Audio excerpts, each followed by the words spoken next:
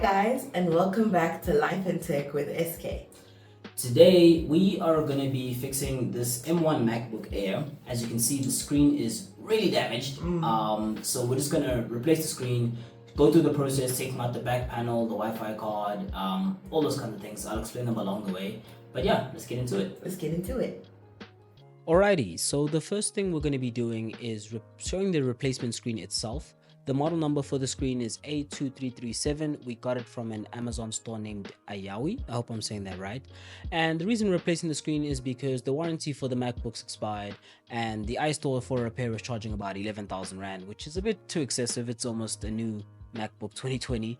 So we got it in rose gold just to match the keyboard and keep the aesthetic clean. Some people complained about the color and that it's a bit off, but it looked pretty good at the end. But yeah, the kit itself also comes with some tools. These are the tools over here. They just help you unscrew the back and some other components. But let's get into the repair itself.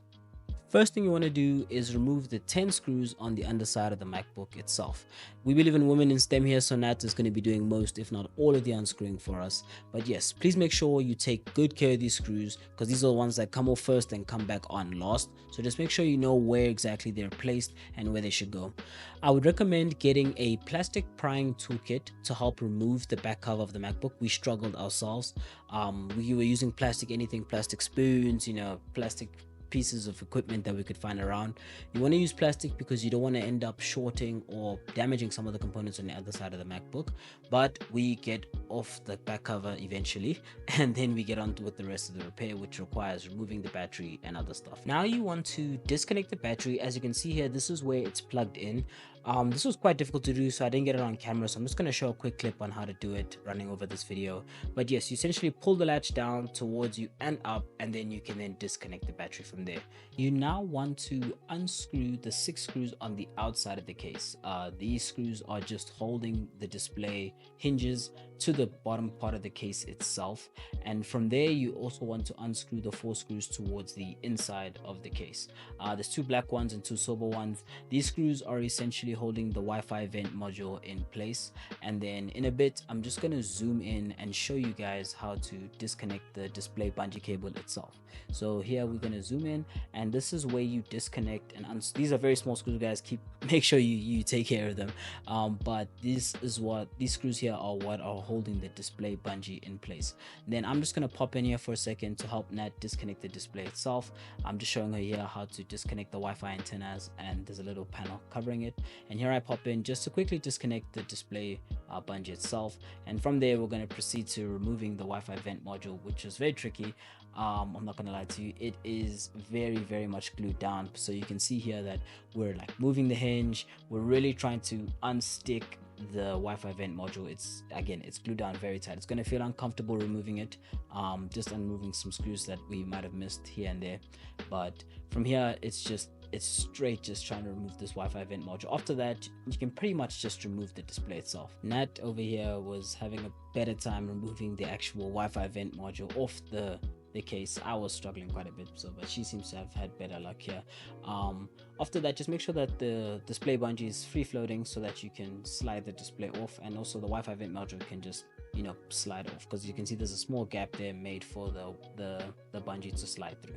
So yeah, from here you just turn it around and pretend like you're opening the case itself, the MacBook itself, and then you can slide the screen off. Now we get to the fun part, which is installing the new display. As you can see here, looking fresh, looking clean, and you just want to remove any covering. So we had some plastic covering the display bungee, and you want to then flip it around and put the hinges on the display about 45 degrees from the ground. We didn't do that, so Nat was struggling a bit to get the keyboard to then click into place where the hinges should be. So I'm just gonna get in here a bit and help her do that. The hinges were quite stiff, but what you want to do is make them 45 degrees and then bend them as if you're closing the MacBook itself, and then begin the process of rescrewing all the screws that we unscrewed earlier. This time we're starting with the hinges because one of the screws was actually hard to get out without disconnecting the Wi-Fi vent module earlier. So we're just going to start with the 6 screws on the outside this time, so that we put the screws back into the place that they're supposed to be. From here we're now going to reconnect our Wi-Fi vent module, making sure to just slide the display harness through the center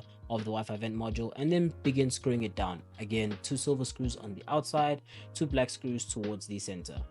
From there, Nat is also going to come in and screw down the display harness back towards the motherboard, and then I'm going to come in a bit and actually reconnect the display to the motherboard itself. She just wasn't comfortable doing that, didn't want to bend any of the pins or break it. So after she's done screwing it down, the display harness back to motherboard, I'm just going to come in here, press it down. It should just click into place. It shouldn't be anything tricky, kind of like sliding in an HDMI cable into a port. It should just go in, shouldn't be anything crazy. And then I'm also going to reconnect the Wi-Fi antennas back towards the motherboard.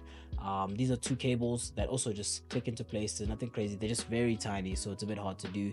And then that's going to come in and screw them down. There was a little cover on top of them that you then screw down, and then it just holds the cables back into place so that they don't disconnect for any reason. Just some final touches here. There were some brackets covering the display port cable, so just screwing that back into place. And I'm going to come in here and just reconnect the battery. Again, just, you know, the small pins don't want to be bent and stuff. It was a bit tricky to get off, but it was a bit easier to get back on. Pull the latch down and then begin screwing on the back cover again. Don't lose the screws. Every screw is important, especially those small bracket screws for the display cable and the Wi-Fi antenna. Yeah, the long screws over here go towards the back of the MacBook, so towards that side. That would be, you know, where the hinge is. The long screws go towards the back, it's a bit more elevated there, and then the smaller ones come towards the front. But yeah, from here it's just screwing the stuff back in, giving the MacBook power, and then seeing how the new display runs. I'm just gonna let this video run till the end. And yeah, if you guys have any questions, please leave them in the comment section below. This is us just taking off the plastics, and make sure you give the MacBook power again just before you power it on. But I hope you guys enjoyed this little run of us, you know, repairing a MacBook screen for about half the price that they would have charged you. I would recommend doing this, giving it a shot, especially if you have nothing to lose. The screen was quite damaged, the warranty was expired. There was nothing really, you know, to lose here because the MacBook was almost just unusable at that stage. So yeah, I hope you guys enjoy. Here's us giving the MacBook power. As you can see, the screen's not damaged. I think the screen registered as a new display, so her original wallpaper wasn't on there. Kind of like having a second monitor next to you, but it looks good. I think it turned out really well. Pretty proud of this one because MacBooks or Apple products are notoriously hard to repair. But this has been us with Life in Tech with SK. I'm SK, and if you guys enjoyed this one, please leave a like, leave a comment, ask questions. You know, I'll answer anything as best as I can in the comment section below. But until then, I'll see you guys in the next one. Peace.